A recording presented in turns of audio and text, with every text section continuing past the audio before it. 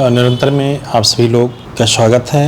हम लोग के बीच में आज सफल शिक्षिका रंजना यादव आई हैं और अपने परिवार के साथ आपका सिलेक्शन बिहार में प्रवक्ता छपरा आपके अनुभव हैं। मुझे लगता है आप लोग को बहुत अच्छा लगेगा और सबसे खुशी की बात है कि पूरे परिवार के साथ आप आई हैं और हम लोग के बीच में है, कुछ बताएंगे आप लोग को। मैं सबसे पहले अपने गुरुजी के चरण स्पर्श करती हूँ। मैं रंजना यादव, मेरा चयन बीपीएससी में +2 में हुआ है और मैं इस समय उच्च माध्यमिक विद्यालय नारायणपुर तरैया सारण में है और मैं इस संस्थान से 10 फरवरी 2022 को मैं इस संस्थान में आई और उसके बाद 25 दिसंबर 2023 तक मैं इस संस्थान से जुड़ी रही। फिर इसके बाद मेरा जो है मैं यूपी टेट, सी टेट और फिर इसके बाद MP TET first paper, MP TET second paper ऐसे देती रही और मैं हर मुकाम को हासिल करती रही। फिर इसके बाद जो है और इस संस्थान में लाने का काम सुपर टेट और टेट के लिए मुझे टीजीटी और पीजीटी के बारे में कुछ भी नहीं पता था। मुझे ऐसा लगता था कि मैं प्राइमरी में हो जाऊं, यही बड़ी बात है। टीजीटी और पीजीटी तो बड़ी दूर की बात है, लेकिन मेरे हस्बैंड बोले कि नहीं, तुम चलो पहले एक दिन कोचिंग में बैठ के देख लो और क्या पता तुमको अच्छा लगे और तुम कर पाओगी। तो मैं बोली नहीं, मैं नहीं जाऊंगी कोचिंग में। लेकिन फिर बोले कि नहीं, एक बार देख तो लो कोचिंग में कि कोचिंग में वहाँ पे टीजीटी पीजीटी के क्या सिलेबस है, कैसे पढ़ना है, क्या है। तो मैं आई और फिर इसके बाद मुझे अच्छा लगा। मैं सर की बात को सुनी, मुझे बहुत अच्छा लगा। तो मुझे लगा कि कर लूँगी। इसके बाद मैं उसके अगले दिन अपना सब सामान लेके और यहाँ पे गोविंदपुर में आके शिफ्ट हो गई और तब से मैं लगातार कोचिंग से जुड़ी रही। मैं जब भी इलाहाबाद में रहती थी, थोड़ा तबीयत ख़राब भी होता था, लेकिन उसके बाद भी मैं कोचिंग नहीं छोड़ती थी और टेस्ट पेपर तो मैं कभी नहीं छोड़ी, हमेशा आती थी। जब सॉल्व होता सर करवाते थे तब भी आती थी। ऐसा नहीं कि पेपर दे ली और उसका आंसर दूसरे दिन लूँगी, नहीं, आती थी। जब सर सॉल्व करवाते थे तो उसको सुनती थी, एक एक क्वेश्चन को ध्यान से सुनती थी।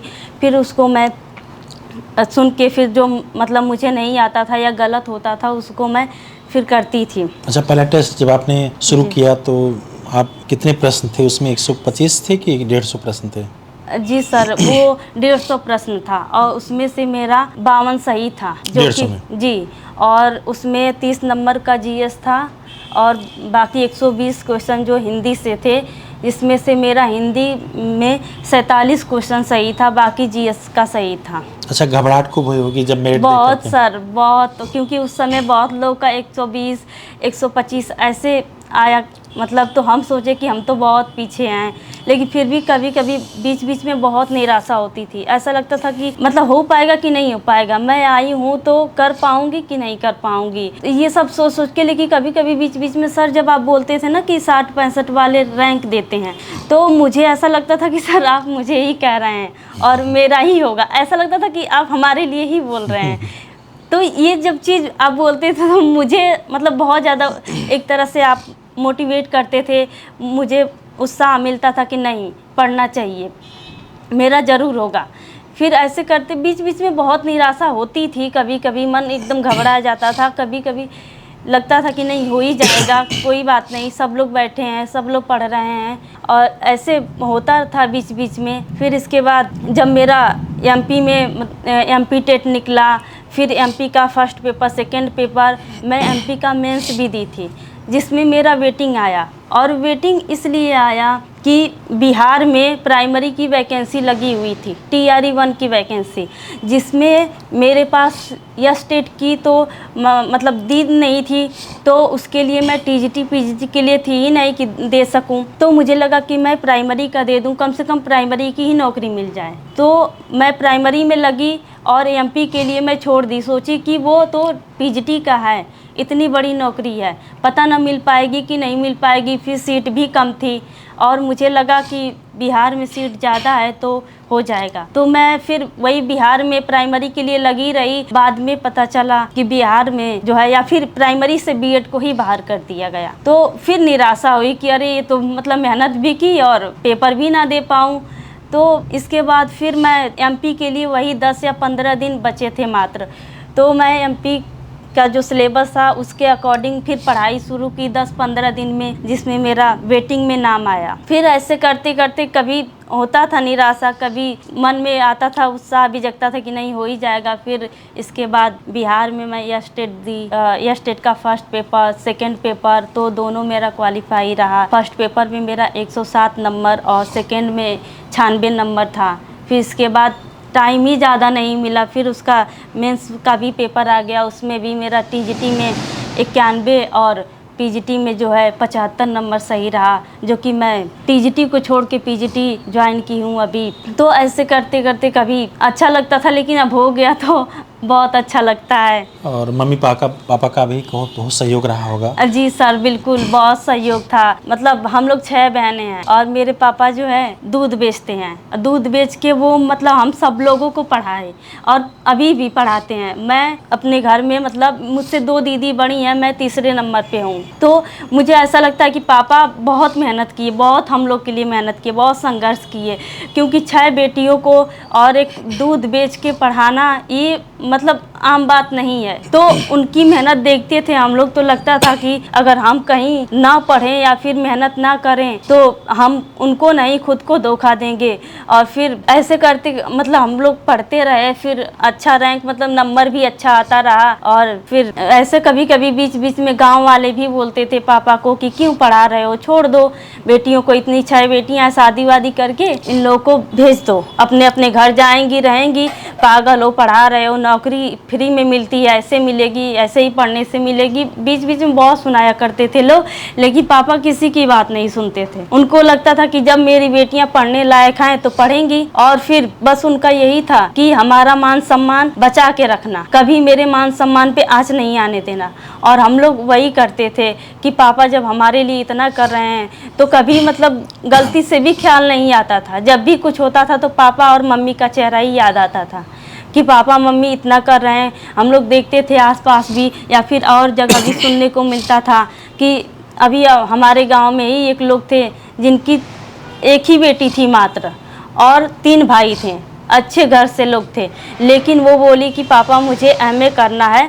तो बोले कि मैं तुमको एमए कराऊंगा, तब तक जितना मैं एमए करोगी उतना में मैं तुमको तुम्हारी शादी में बर्तन खरीद के दे दूंगा। तो ऐसे मतलब सुनने को मिलता था। तो हम लोग देखते थे कि पापा तो इतना मेहनत कर रहे हैं, इतना कुछ किए, एमए कराए, बीए कराए, एमए कराए, बीएड कराए, फिर आगे भी बोले कि तुम लोग को पढ़ना है तो पढ़ो। तो अब मुझे नहीं लगता कि पापा पढ़ा के कुछ गलत किए, बल्कि वो तो बहुत अच्छा किए। और आज पढ़ाई की वजह से ही मुझे मेरा ससुराल भी अच्छा मिला।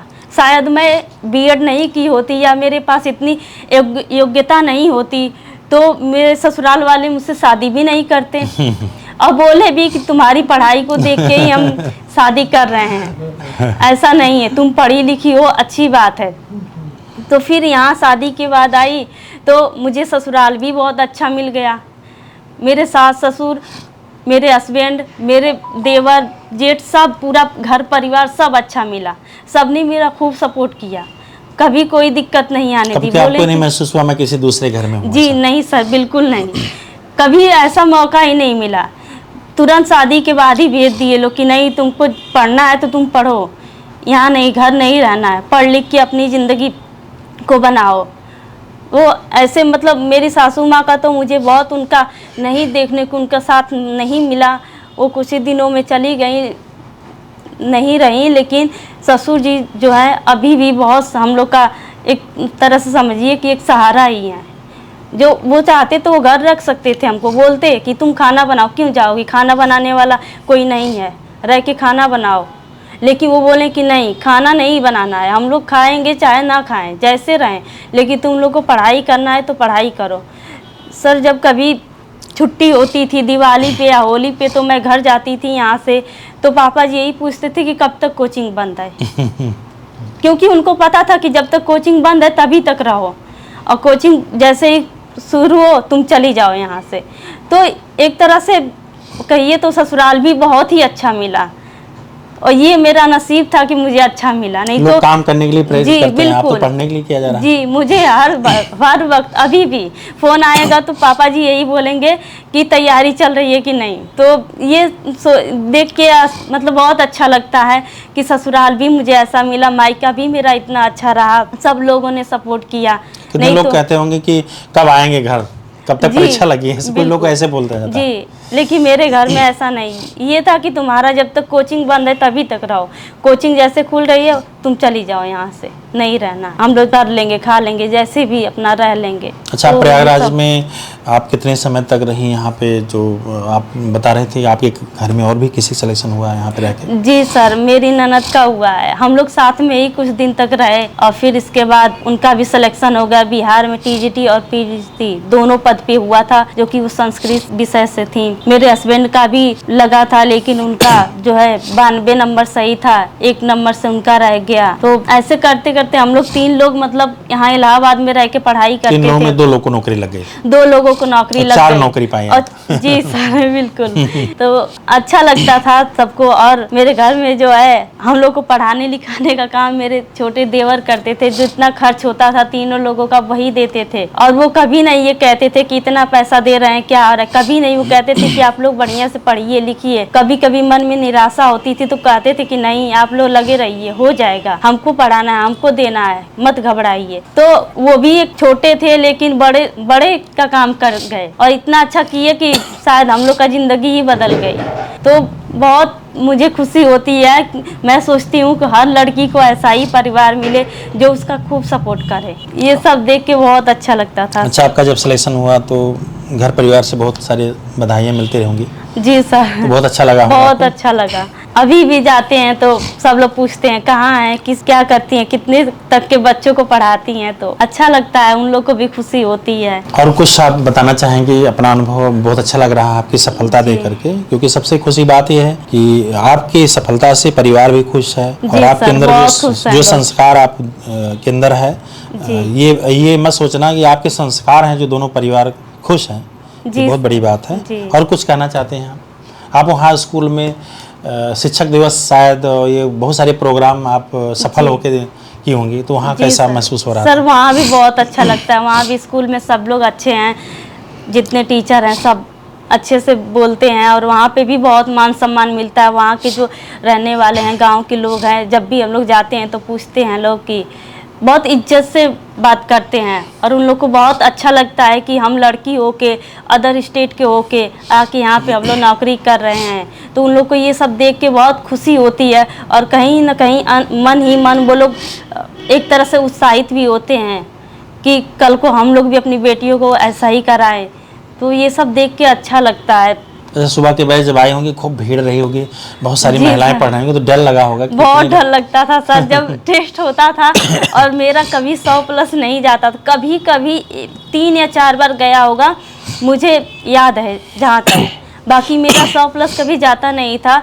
तो मुझे लगता था तभी कि जो लोग 120 कर रही हैं 125 में 25 भी आ जाता था, तो मुझे लगता था कि इन लोगों से मैं बहुत पीछे हूँ। तो घबराहट होती थी, डर लगता था, कभी कभी ये लगता था कि नहीं हो पाएगा। तो जो घर वाले हमको जिस विश्वास से भेजे हैं, अगर मेरा कहीं नहीं हुआ तो मैं क्या कहूँगी, उन लोग का ऐसा ना लगे कि वो पढ़ने भेजे हैं और मैं यहाँ कुछ और कर रही हूँ, नहीं पढ़ रही हूँ, सो रही हूँ। तो ये सब सोच के कभी कभी मन बहुत घबरा जाया करता था, मन करता था कि ना पढ़ूँ, छोड़ दूँ क्या। लेकिन नहीं, फिर इसके बाद जब आप बोलते थे सर कि 60-65 वालों का भी होता है, तो मुझे लगता था कि हो जाएगा, चाहे मैं यहाँ करूँ या ना करूँ, लेकिन वहाँ तो ज़रूर हो जाएगा मेरा। ऐसा मन में आता था अंदर से एक विश्वास, समझिए ऐसे। तो ऐसे करते करते फिर मैं देती थी ना, MP टेट दी और फिर स्टेट सी-टेट सब दी, तो मुझे अच्छा रिजल्ट मिला। तो मुझे ऐसा लगता था कि मैं वहाँ जाऊँगी तो कर लूँगी। और यहाँ भी टेस्ट पेपर जब भी होता था तो मैं जितना मुझे आता था उतना ही करती थी। मैं कभी किसी का नकल करके ये नहीं सोचती थी कि मैं ज़्यादा कर लूँ और मेरे लिए भी तालियां बजे, ऐसा कुछ नहीं। मैं सोचती थी कि यहाँ ना बजने पाए, लेकिन वहाँ से बजे जहाँ मुझे जाना है। तो ये सोच के मैं कभी नकल नहीं करती थी और जितना मुझे आता था उतने करती थी, लेकिन फिर भी मेरा 100+ नहीं होता था। हो सकता है कुछ लोग करते हो आपस में पूछ करके। जी अच्छा, सर, पूछते भी बहुत, होंगे? हाँ सर, बहुत लोग ऐसे करते थे, हम देखते भी थे। तो मन में कभी ऐसा लगता था कि वो पूछ क्यों रहे हैं, वो तो खुद को धोखा दे रहे हैं। यहाँ पे आए चाहना है क्या मतलब है, हमको तो जहाँ जाना है वहाँ आना चाहिए ना। तो देखते थे, बहुत लोग पूछते भी थे कि ये बता दो वो बता दो, लेकिन हम नहीं कभी पूछते थे, क्योंकि वहाँ बताने वाले तो मिलेंगे नहीं परीक्षा जी में। सर बिल्कुल। तो इसलिए कभी किसी से हम नहीं पूछे। और भी कुछ सुनाना चाहते हैं? कोई संगीत या गीत में भी आपकी रुचि है? जी सर। सर इससे पहले तो मैं जब से पढ़ रही हूँ, पढ़ाई के दौरान कभी मैं मंच पे गई नहीं, कुछ भी, कभी कोई प्रोग्राम हो बस सुनती थी बैठ के, और वो भी पीछे बैठने की आदत है मेरी, एकदम पीछे बैठती थी, क्लास में भी और यहाँ कोचिंग में भी सर मैं एकदम पीछे ही बैठती थी। जैसे पता ना क्यों मुझे लेट ही पहुँचती थी, 1-2 मिनट तो सीट भर जाया करती थी आगे, लेकिन मुझे ये नहीं लगता था कि आगे ही बैठना है। मैं आगे बैठने के लिए कभी जल्दी नहीं आती थी, मैं सोचती थी कि 5 मिनट लेट ही जाऊँ, पीछे ही तो बैठना है, कोई बात नहीं, पढ़ लेंगे, पीछे से भी तो वही चीज़ सुनाई देगा। तो मैं तो इससे पहले कभी मंच पे नहीं गई, लेकिन जब मेरा सिलेक्शन हुआ तो मैं जिस स्कूल में थी ट्रेनिंग के दौरान, वहाँ पे बच्चों ने बहुत जिद की कि मैडम आप कुछ सुनाइए, आप कुछ कहिए, हम लोगों को कुछ सुनाए। सर भी थे, वो भी बोले कि नहीं आप लोग आई हैं तो इन बच्चों को कुछ दे के जाइए, ऐसा दीजिए कि ये लोग कुछ उससे जागरूक हों। तो मुझे लगा कि मैं तो बोली कि मैं तो आज से पहले कभी मंच पे आई नहीं हूँ। तो बोले सर कि अब तो आना पड़ेगा आपको ना, अब तो आप सेलेक्ट हो गई, अब आपको सिखाना पड़ेगा। तो मैं वही मंच पे गई, तो वहाँ का जो माहौल था, वहाँ पे ये था कि कुछ बच्चियों से मिली, मैं पूछी कि आप लोग स्कूल क्यों नहीं आती हैं, तो वो लोग बोली कि मैम हम लोग इसलिए नहीं आते क्योंकि आते हैं तो लड़के कुछ रहते हैं जो बदतमीजी करते हैं, तो हम इस वजह से नहीं आते स्कूल। तो हम बोले कि ये तो नहीं ठीक है कि बदतमीजी कोई करता, आप लोग पढ़ाई लिखाई छोड़ दीजिए। तो वहाँ पे जो उनके मतलब माँ बाप होते थे, वो लोग आने ही नहीं देते थे बेटियों को कि तुम लोग को नहीं जाना है। तो ऐसे ऐसे सुनने को मिला, तो मुझे कहीं ना कहीं तकलीफ भी हुई कि बताइए, उन लोग की इच्छा होते हुए भी अपनी इच्छाओं को मार देती हैं वो, क्योंकि उनके घर वाले जाने नहीं देते, बोलते हैं कि तो ऐसा नहीं है कि बेटियां बाहर निकलेंगी तो वो गलत ही करेंगी, सही भी करती हैं, लेकिन कम से कम उनको पढ़ने का मौका तो दिया जाना चाहिए।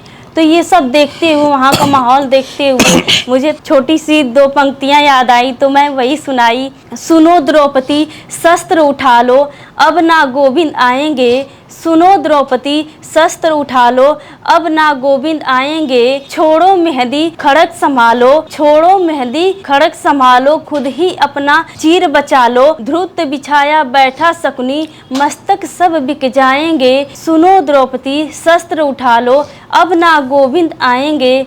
कब तक आस लगाओगी तुम, कब तक आस लगाओगी तुम, बिके हुए अखबारों से, कैसी रक्षा मांग रही हो दुशासन दरबारों से। वो क्या लाज बचाएंगे जो स्वयं लज्जाहीन पड़े हैं, वो क्या लाज बचाएंगे जो स्वयं लज्जाहीन पड़े हैं, सुनो द्रौपदी शस्त्र उठा लो, अब ना गोविंद आएंगे। कल तक केवल अंधा राजा, कल तक केवल अंधा राजा, अब गूंगा बहरा भी है, होठ सिल दिए हैं जनता के, कानों पे पहरा भी है। तुम ही कहो ये अश्रु तुम्हारे, किसको क्या समझाएंगे, सुनो द्रौपदी शस्त्र उठा लो, अब ना गोविंद आएंगे, सुनो द्रौपदी शस्त्र उठा लो, अब ना गोविंद आएंगे। बहुत अच्छा लगा रंजना जी आपकी बातें सुन करके।